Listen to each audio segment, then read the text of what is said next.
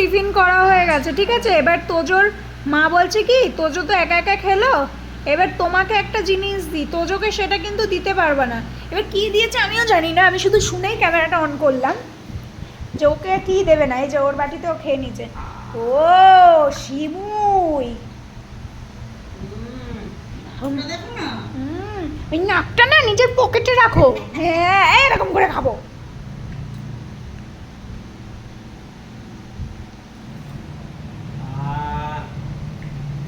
দেখিয়ে দেখিয়ে খাবো তোজো, তুই দেখবি আর জ্বলবি আর শিমুইয়ের মতো ফুলবি, বুঝছিস? পাপা খেয়ে নে, খেয়ে নে পাপা, খেয়ে নে। বাবা খেতে ভালো হয়েছে।